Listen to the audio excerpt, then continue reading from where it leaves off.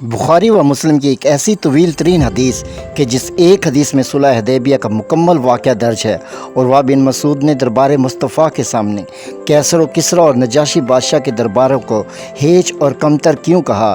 رسول اللہ اور سفیر قریش سہیل بن عمر کے درمیان ایک سخت مناظرہ، جیت کس کی رہی؟ خالد بن ولید کو 1500 صحابہ کا لشکر کیوں نظر نہیں آیا؟ حضرت عثمان غنی کو شہید کرنے کی کوشش آخر کس نے کی؟ جب ایک تباہ حال چشمے میں رسول اللہ صلی اللہ علیہ وآلہ وسلم نے اپنا تیر ڈالا تو کیا معجزہ پیش آیا؟ صلح حدیبیہ کے نتیجے میں قریش مکہ کی تجارتی شہرک پر مسلمانوں کا قبضہ کیسے ہوا؟ غم سے بے حال صحابہ میں حضرت عمر فاروق نے نبی پاک صلی اللہ علیہ وآلہ وسلم کے سامنے کیا جسارت کی، اور کیا حضرت عمر فاروق کو معافی ملی یا نہیں؟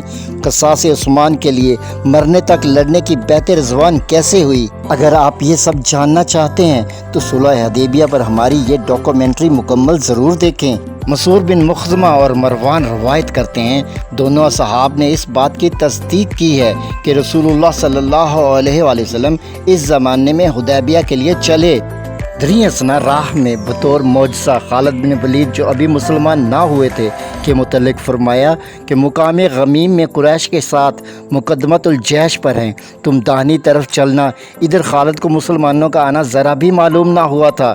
جب لشکر کا غبار ان تک پہنچا تو انہیں معلوم ہوا کہ نبی پاک صلی اللہ علیہ وآلہ وسلم تشریف لے آئے ہیں۔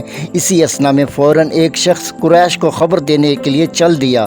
ادھر نبی کریم صلی اللہ علیہ وآلہ وسلم برابر چلے جا رہے تھے، یہاں تک کہ جب آپ صلی اللہ علیہ وآلہ وسلم اس پہاڑی پر پہنچے کہ جس کے اوپر سے ہو کر لوگ مکہ مکرمہ میں اترتے ہیں، تو آپ صلی اللہ علیہ وآلہ وسلم کی اونٹنی بیٹھ گئی۔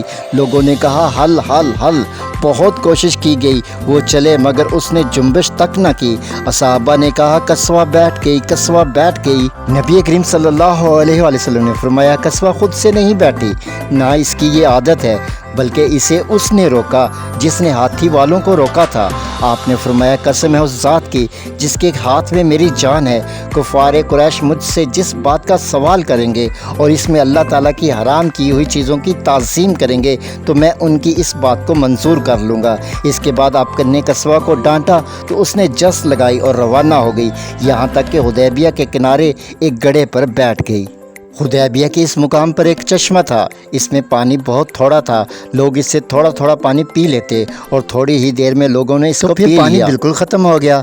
لوگوں نے حضرت سے پیاس کی شکایت کی تو آپ نے اپنے ترکش سے ایک تیر نکال کر دیا اور حکم دیا کہ اس کو اس پانی میں ڈال دو۔ پس اللہ کی قسم پانی فوراً ابلنے لگا، یہاں تک کہ سب لوگ اس سے سیراب ہو گئے۔ اتنے میں حدیل بن ورقہ خزائی اپنی قوم خزائیہ کے چند آدمیوں کو جو حضور کریم صلی اللہ علیہ وسلم کے خیر خواہ تھے اور تہامہ کے رہنے والے تھے، ساتھ لا کر کہا میں نے کعب بن لوئی اور عمر بن لوئی کو اس حال میں چھوڑا ہے کہ حدیبیہ کے گہرے چشموں پر فروکش ہیں، ان کے ہمراہ دودھ والی اونٹنیاں ہیں، ہر طرح سے ان کا سامان درست ہے، اور وہ لوگ آپ سے جنگ کرنا چاہتے ہیں۔ آپ صلی اللہ علیہ وآلہ وسلم کو کعبہ سے روکنا چاہتے ہیں۔ رسول اللہ صلی اللہ علیہ وآلہ وسلم نے فرمایا ہم کسی سے لڑنے کے لیے نہیں آئے، ہم تو صرف عمرہ کرنے کے لیے آئے ہیں۔ در حقیقت قریش کو لڑائی ہی نے کمزور کر دیا ہے، اس سے انہیں بہت کچھ نقصان پہنچا ہے۔ اگر وہ چاہیں تو میں ان سے کوئی مدت مقرر کر لوں، وہ میرے اور کفار عرب کے درمیان نہ پڑیں۔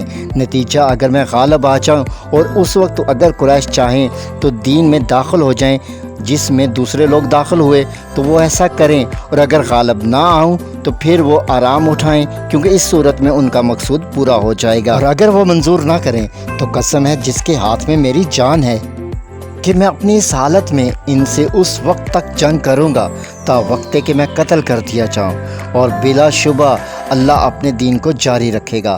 حدیل نے کہا جو آپ سے کہا میں قریش سے جا کر یہی کہہ دوں گا۔ چنانچہ وہ گیا اور قریش سے جا کے کہا ہم تمہارے پاس اس شخص کے پاس سے آ رہے ہیں اور ہم نے انہیں کچھ کہتے ہوئے سنا ہے، اگر تم چاہو ہم بیان کریں۔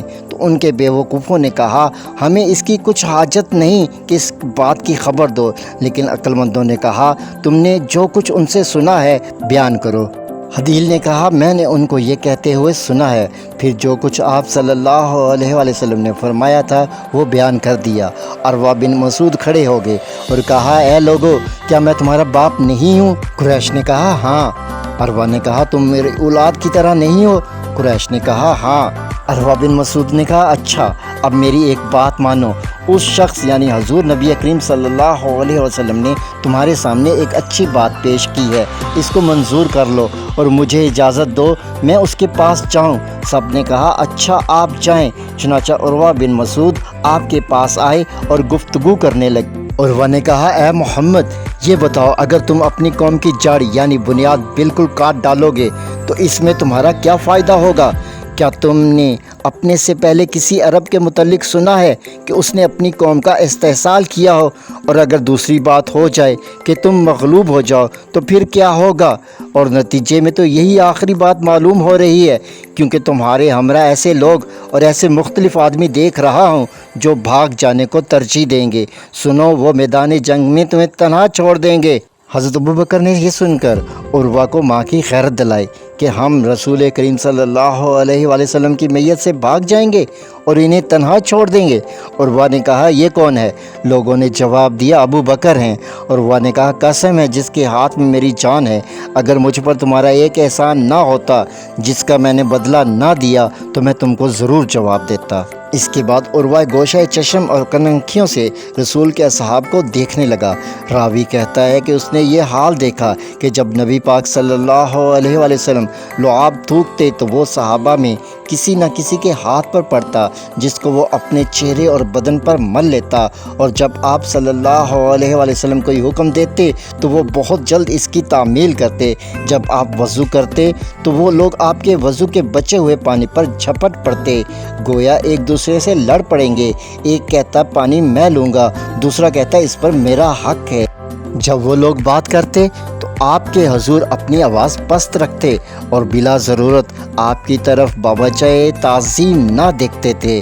फिर उर्वा अपने साथियों के पास लौट गया और इनसे कहा ऐ लोगो, अल्लाह की कसम मैंने बादशाहों के दरबार देखे हैं, कैसर कसरा और नजाशी के दरबार मैंने देखे हैं, लेकिन अदब व तस्लीम व रज़ा और फ़दाइयत का ये आलम जो असहाब रसूल में मैंने पाया है किसी और जगह नहीं देखा। याद रहे कि हज़रत उस्मान गनी को अल्लाह के रसूल ने अपना सफ़ीर बनाकर कुरैश मक्का के पास भेज चुके थे। दरी असना एक ऐसी अफवाह फैल गई जिसकी वजह से असहाब रसूल की जानिसारी और अकीदत की जो मिसाल कायम हुई उसे रहती दुनिया तक याद रखा जाएगा। इस गलत फहमी ने साबित किया कि आप सल्लल्लाहु अलैहि वसल्लम के साथ जो 1500 के करीब असहाबा थे वो सभी के सभी रसूलुल्लाह के सच्चे आशिक थे, और इनमें एक भी ऐसा ना था कि जिसमें कोई हल्का सा नफाक या बुग़्ज़ हो या उनके दिल में माँ सिवाय अल्लाह और उसके रसूल के कोई दूसरी मोहब्बत हो। हुआ कुछ यूँ कि कुरैश ने हज़रत उस्मान गनी को उम्रे के लिए रोक लिया, लेकिन हज़रत उस्मान गनी ने रसूल करीम सल्लल्लाहु अलैहि वसल्लम के बग़ैर उम्रा करने से इनकार कर दिया। दरी असना किसी भी वजह से ये अफवाह फैल गई कि मुशरिकीन मक्का ने हज़रत उस्मान गनी को शहीद कर दिया। जब ये अफवाह रसूल करीम सल्लल्लाहु अलैहि वसल्लम तक पहुँची तो आपका चेहरा जलाल से सुर्ख हो गया। आपने फरमाया अगर ऐसा है तो शहादत उस्मान खुली जंग है, अब हम उस्मान का कसास लिए बग़ैर वापस ना लौटेंगे।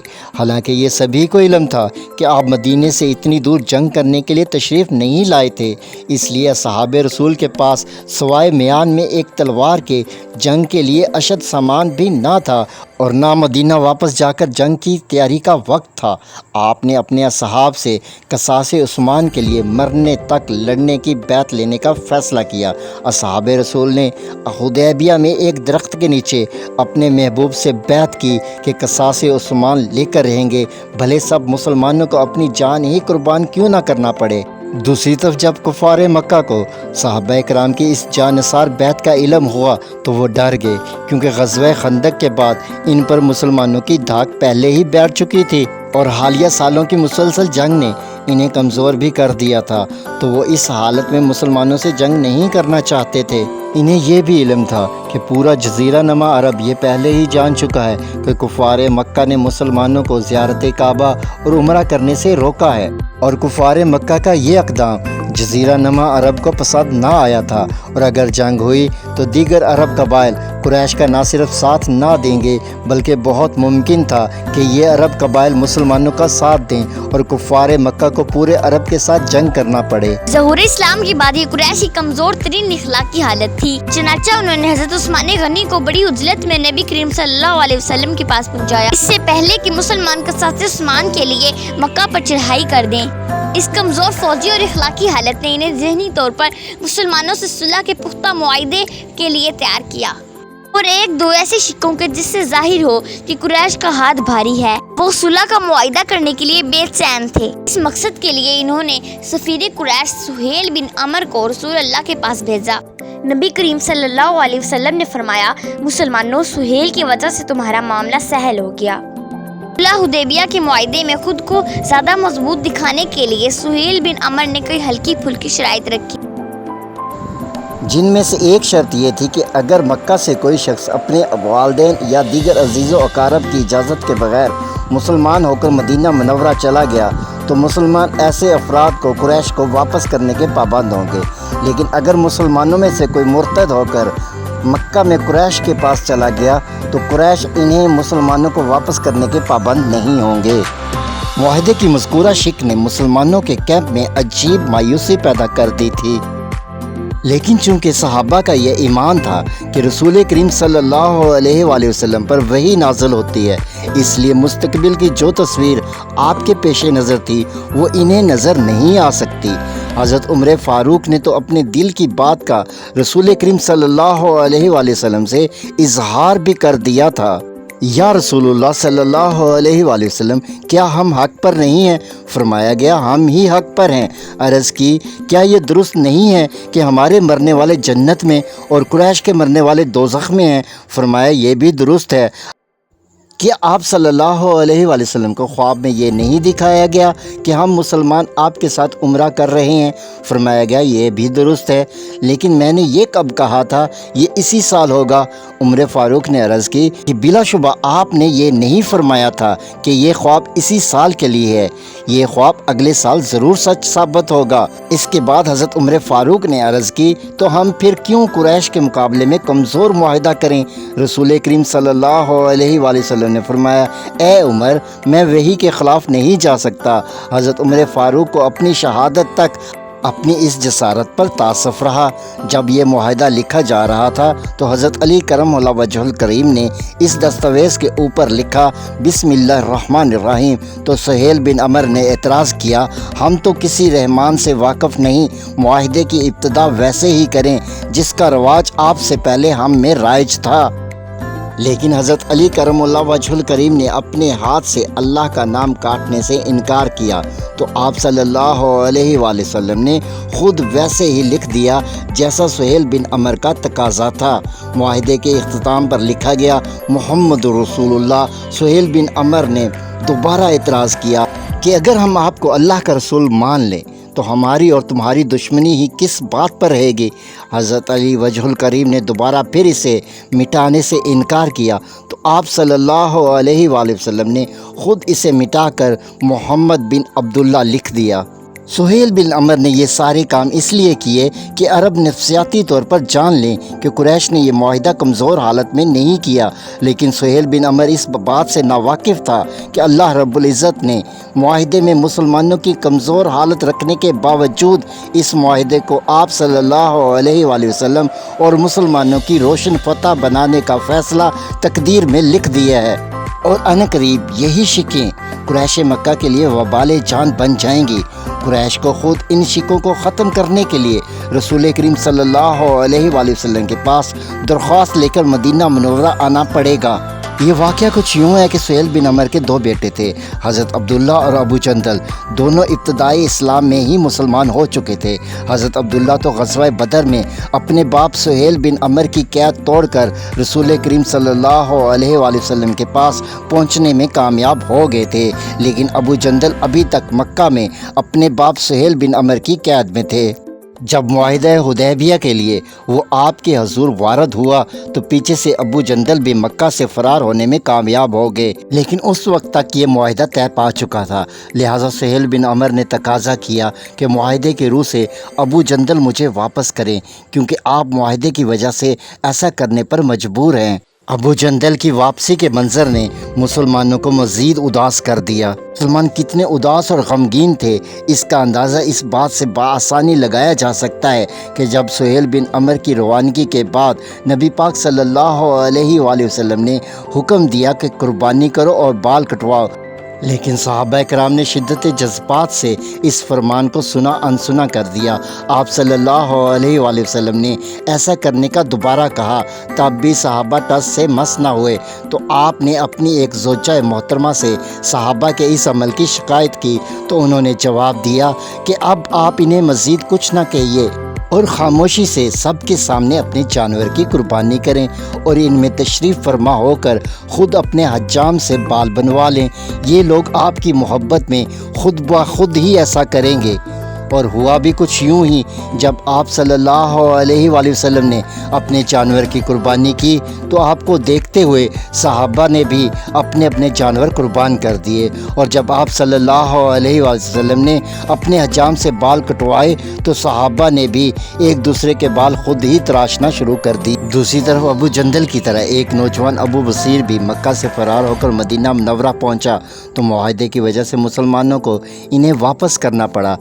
लेकिन मक्का वापस जाते हुए अबू बसीर दोबारा इनकी कैद से फ़रार हो गए और वापस मदीना मुनव्वरा आकर अर्ज़ की कि मुसलमानों, आपने मुआहिदे की पैरवी कर ली है, लेकिन मैं अब आज़ाद हूँ। मैं मुसलमानों के पास मदीना मुनव्वरा में रहाइश इख्तियार नहीं करूँगा, बल्कि अब मैं कहीं और चला जाऊँगा। अब अबू बसीर के जहन में ना सिर्फ अपने लिए बल्कि अपने जैसे दीगर कमज़ोर अफराद के लिए एक ज़बरदस्त मंसूबा जहन में आ चुका था। सुलह हुदैबिया से पहले कुरैश कमज़ोर मुसलमानों को अपने पास हथकड़ियों में कैद रखते थे, लेकिन सुलह हुदैबिया के बाद उन्होंने मुसलमानों की हथकड़ियाँ खोल दी, क्योंकि अब ये मुसलमान अगर फ़रार होकर मदीना पहुँच भी गए तो कुरैश इन्हें मुसलमानों से वापस हासिल कर सकते थे। चुनांचे अबू बसीर ने अबू जंदल और हज़रत खालिद बिन वलीद के छोटे भाई अबू ज़ैद, अबू जहल के छोटे और सौतेले भाई अय्याश और अबू सलमा को अपने पास आने की दावत दी, जो इन सब ने कबूल कर ली। अब ये एक छोटा सा लश्कर बन गया था। उन्होंने मक्का से शाम की तिजारती शाहराह पर डेरे डाल दिए और कुरैश का जो भी काफ़िला इधर से गुजरता ये लश्कर इन पर शब खून मार कर इन्हें लूट लेता, और जब तक मक्का की फ़ौज इन तक पहुंचती ये मुंतशिर होकर गायब हो जाते। यूं कुरैश की ये तिजारती शाहरग मुसलमानों के हाथ में आ गई। कमज़ोरों और मज़लूमों के इस लश्कर ने अपने से कई गुना ज़्यादा ताकतवर कुरैश को बेबस और आजिज़ कर दिया, हत्ता कि कुरैश को एक वफ़द मदीना मुनव्वरा भेजना पड़ा, और इस वफ़द ने इंतहाई आजिज़ी से रसूल करीम सल्लल्लाहु अलैहि वसल्लम के हजूर अर्ज़ की कि हम कुरैश मुआहिदे की इस शख्स से तंग आ गए हैं, लिहाजा आप इन मुसलमानों को अपने पास मदीना मुनव्वरा आबाद कर लें, हम इनकी वापसी का तकाज़ा नहीं करेंगे। यूँ मुसलमानों का अपने रसूल पर ईमान मज़ीद पुख्ता हो गया कि सिलसिला वही में ऐसी हिकमतें पोशीदा होती हैं जिन्हें हम नहीं समझ सकते।